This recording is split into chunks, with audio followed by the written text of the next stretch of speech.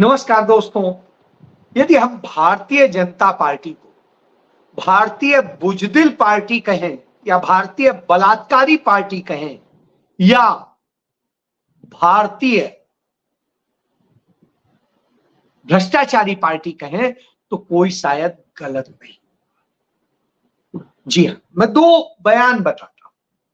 पंडित जवाहरलाल नेहरू ने एक वक्त में कहा था और जो उन्होंने कहा था वो आज भी मायने रखता है। उन्होंने कहा था, दीवार के चित्रों को बदलकर हम इतिहास के तथ्यों को नहीं बदल सकते। इतिहास इतिहास रहे। तो भारतीय जनता पार्टी का इतिहास यही, और इसको लेकर के सरदार वल्लभ भाई पटेल ने भी एक बात कही थी कि आरएसएस के भाषण सांप्रदायिकता उत्तेजना से भरे हुए होते हैं। इसका जहर, अंतिम नतीजा जो इसका हुआ है इस जहर का, वो हमारे सबसे बेशकीमती महात्मा गांधी की शहादत से भुगतना पड़ा। आप समझ सकते हैं। तो ये नफरत, भ्रष्टाचार और ये सारी चीजों से भरे हुए, और भ्रष्टाचार के लिए तो कुछ भी करते हैं, बलात्कार के लिए कुछ भी करते हैं, और भी बहुत कुछ करते हैं। तो सबसे पहले इसी से बात करता हूं कि बलात्कारी इतने हैं कि इनके केंद्रीय गृह राज्य मंत्री रहे चिन्मयानंद ने, भगवा डालते हैं, वो चिन्मयानंद ने अपने ही कॉलेज की छात्रा के साथ रेप किया, मुकदमा दर्ज है। और दूसरा भगवाधारी जो उत्तर प्रदेश में है, जो खुद को कहता है कि यदि आप लड़कियों की सुरक्षा से खिलवाड़ करेंगे तो अगले चौराहे पे आपको यमराज। तो साहब, उसके यमराज वहां नहीं दिखते हैं, उल्टा उनका मुकदमा वापस लेने की कार्रवाई होती है कि उनको कर दिया जाए। आपको याद होगा, बिल्किस बानो के बलात्कारियों का, उसके परिवार के हत्यारों के मुकदमे वापस लिए थे। इसी तरीके से तमाम जगह तमाम किस्से होते हैं। तो ये जिस तरीके से बलात्कारी, व्यभिचारी, सेक्स रैकेट चलाने वाले सब मिलते हैं, वो कौन होते हैं? भारतीय जनता पार्टी के। अभी हाल ही में हमने देखा हिमाचल प्रदेश में इनका एमएलए अपने ही कार्यकर्ता की बेटी से कहता है, पदाधिकारी की बेटी कहता है कि अपनी न्यूड फोटो भेजो।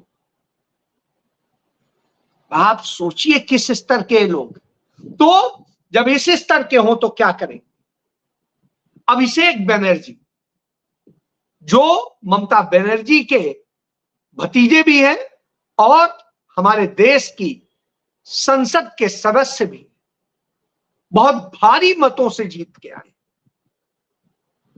निश्चित रूप से कोलकाता में जो मेडिकल कॉलेज में घटना हुई, उसकी निंदा हर किसी को करनी चाहिए और सदैव करनी चाहिए। मैं चंडीगढ़ में आया, मुझे पता चला कि सेक्रेड हार्ट स्कूल के बस के एक ड्राइवर ने 12वीं की छात्रा के साथ में रेप किया। मैंने उसको लेके आवाज उठाई कि क्यों नहीं मीडिया ने दिखाया। क्यों?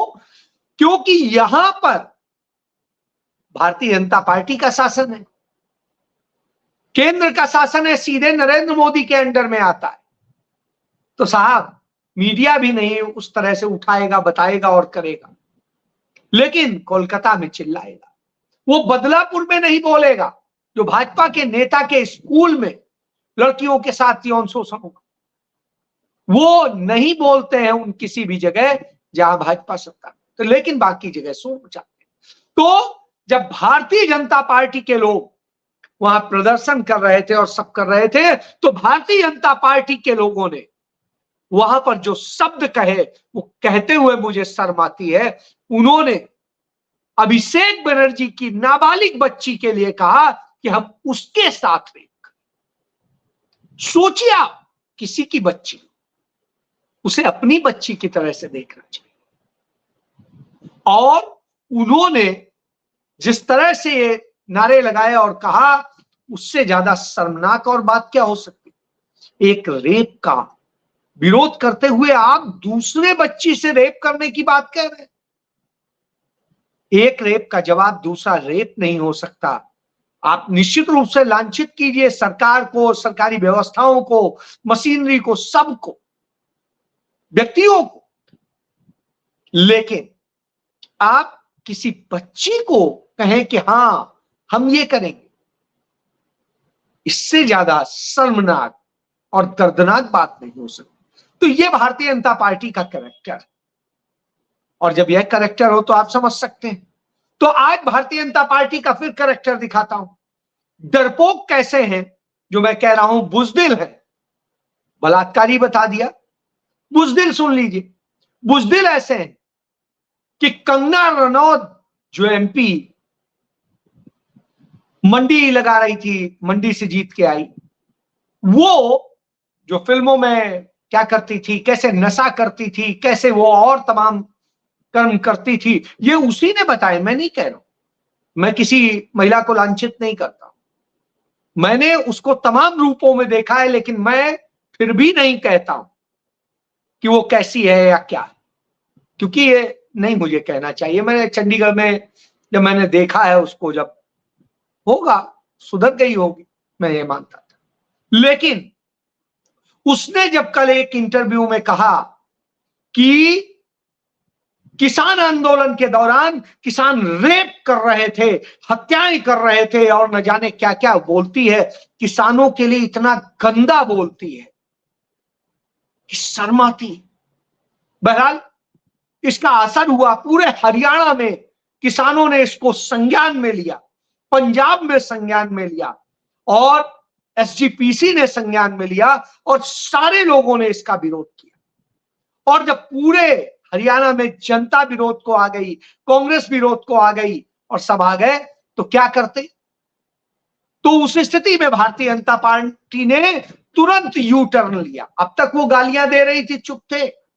देखा जहां वोट की चोट होती वहां ऐसे ये करते हैं, इतने डरपोक हैं। तो जब वोट की चोट होती दिखाई दी तो प्रेस रिलीज जारी करती है भारतीय जनता पार्टी कि कंगना रनौत अधिकृत नहीं है पार्टी की तरफ से बोलने को, और उनके बयान उनके निजी हो सकते हैं, पार्टी के नहीं हो सकते। तो नहीं हो सकते हैं तो पार्टी ने उन पे क्या एक्शन लिया? क्या शो का नोटिस जारी किया, क्या सस्पेंड किया, क्या कुछ किया? नहीं किया।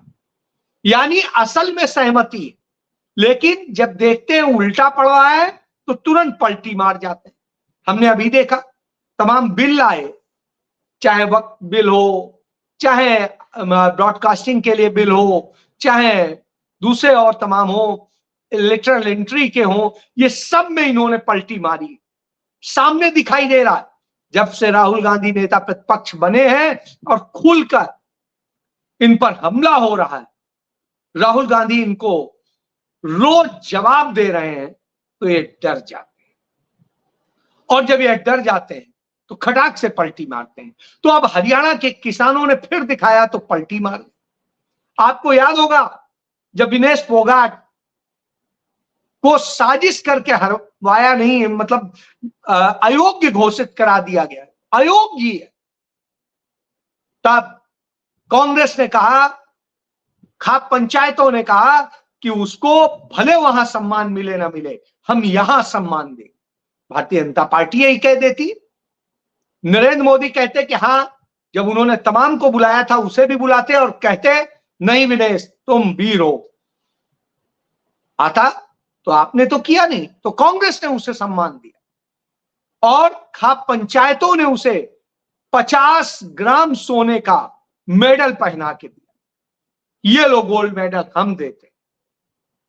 और जब उन्होंने यह किया तो भाजपा के लोगों को मिर्ची लगती है, तो कहते हैं मनु भाकर बेटी नहीं है, वही अकेले बेटी है।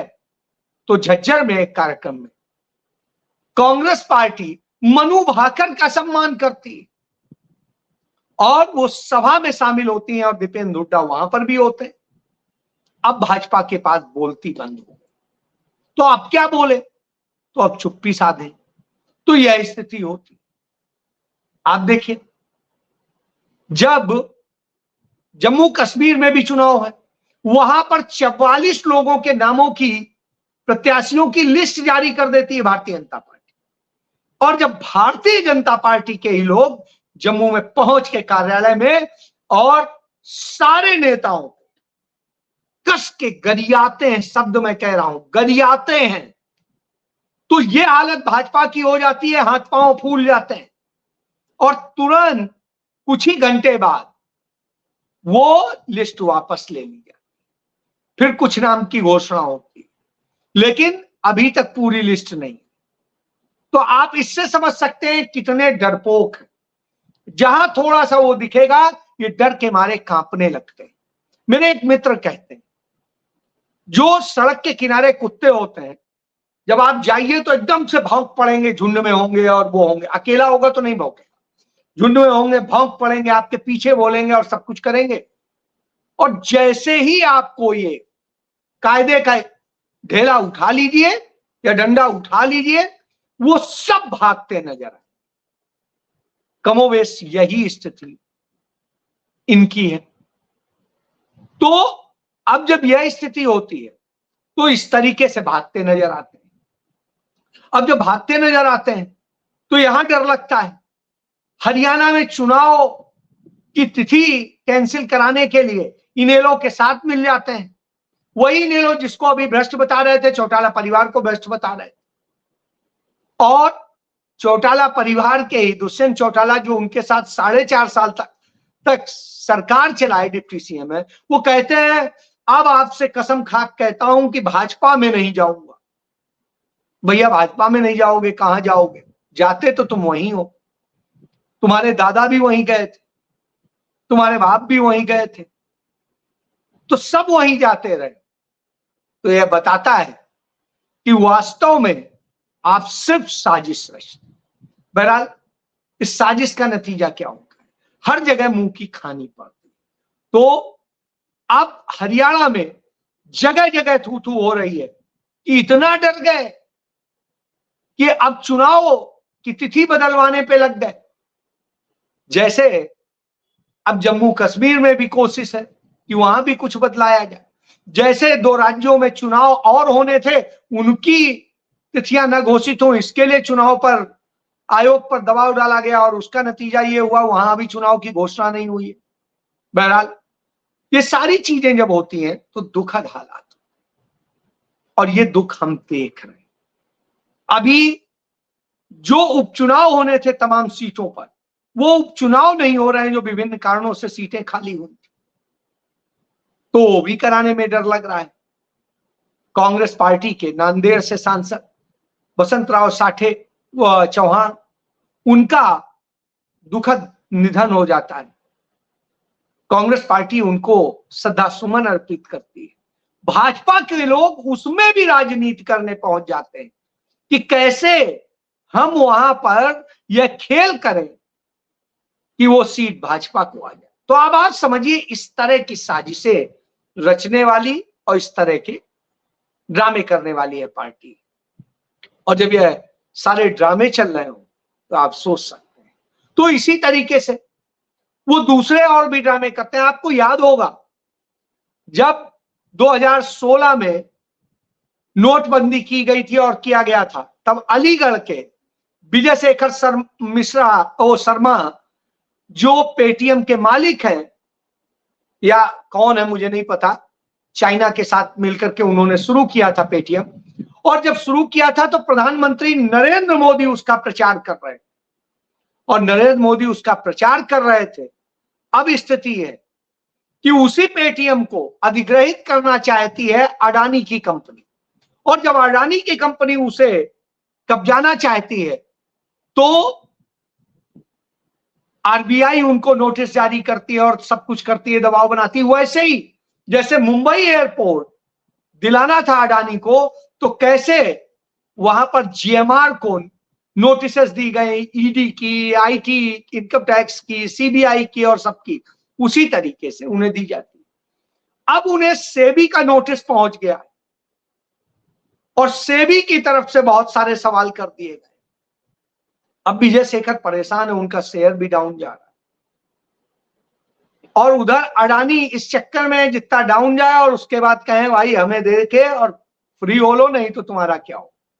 ऐसे ही अभी अमरकंटक की बिजली की परियोजना अडानी ने कब्जा कर ली जो मध्य प्रदेश में है, और उस पूरी परियोजना को, उस कंपनी को उन्होंने कौड़ियों के भाव ले लिया, जो हजारों करोड़ रुपए की परियोजना थी, भारत सरकार और राज्य सरकार की मिलकर परियोजना थी। अब आप समझ सकते हैं कि कैसे भाजपा लाभ देती है।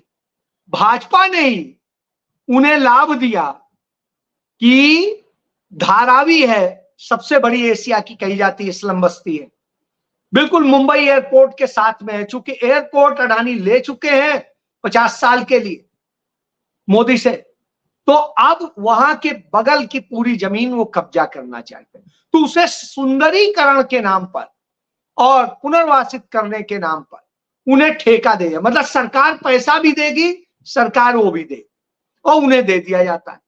जब ये मिल जाता है तो स्थिति समस्या ये आ जा रही है कि वहां जो लोग हैं उन्हें पुनर्वासित करना है कहीं, और पुनर्वासित करना है, अभी चुनाव है। यदि उनको वहां से एकदम से उजाड़ेंगे तो चुनाव में समस्या हो जाएगी। तो इसलिए अब साजिश क्या हो कि धारावी का प्रोजेक्ट ठंडे बस्ते में अभी चला जाता है, या कह दीजिए यू टर्न होता है, उसे अभी वो कर दिया गया। कहा जाता है कि धारावी के प्रोजेक्ट में पुनर्वासित करने के लिए जिन लोगों को दूसरी जगह शिफ्ट करना है, तो उसके लिए अडानी के पास जमीन ही नहीं,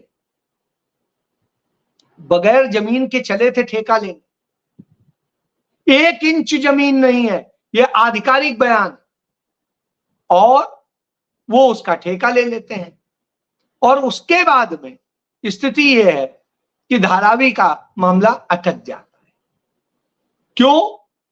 अब वो सरकार से जमीन मांग रहे हैं कि सरकार जमीन दे दे तो हम उसमें पुनर्वासित कर, यानी सरकार के पैसे से वो होगा, सरकार के पैसे से ये होगा, सरकार के पैसे से ये होगा।